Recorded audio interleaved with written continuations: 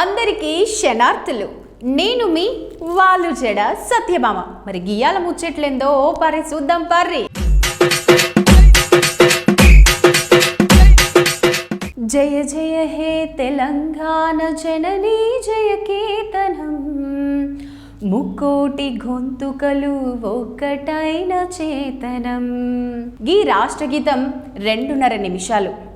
భావం మారకుండా కీరవాణి స్వరకల్పన చేసిండు. తెలంగాణ అధికారిక చిహ్నానికి తుది రూపం. గీత రచయిత చిత్రకారులతో సీఎం సమీక్ష. కాకతీయ తోరణానికి రేవంత్ సూచనలు. జూన్ 2న ఆవిష్కరణ.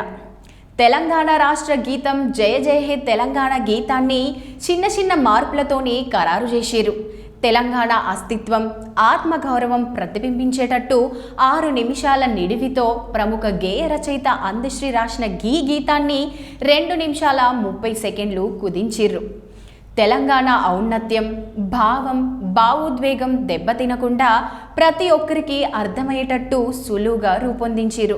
ప్రముఖ సంగీత దర్శకులు కీరవాణి గీతానికి స్వరకల్పన చేసిరు.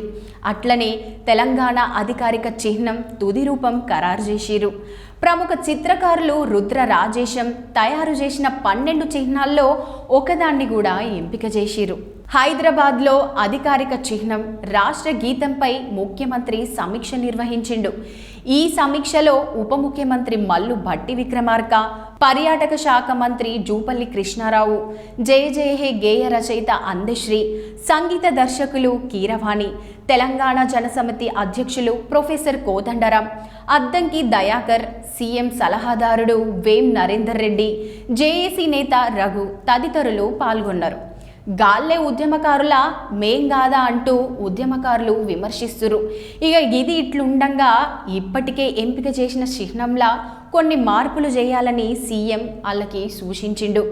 గత చిహ్నంలా రాజరిక ముద్రికలకు ప్రతీకగా ఉన్న కాకతీయ తోరణాన్ని మార్చి ప్రత్యామ్నాయంగా ప్రజాస్వామ్యం, తెలంగాణ ఉద్యమం, త్యాగజనుల బలిదానాలు ప్రతిబింబించేటట్టు కొత్త రూపాన్ని చేర్చమన్నారు. చార్మినార్, 3 సింహాలు, జాతీయ జెండాలోని 3 రంగులు మొదలైనవి యథాతథంగా ఉండనున్నాయి. తెలంగాణ ఏర్పడి 10 ఏళ్లవుతుంది. గడుస్తున్న నేపథ్యంలో జూన్ 2న సికింద్రాబాద్లోని పరేడ్ గ్రౌండ్లో ఏర్పాటు చేసిన సభల రాష్ట్ర చిహ్నం, రాష్ట్ర గీతం, తెలంగాణ తల్లి విగ్రహాన్ని ఆవిష్కరిస్తుండ్రు.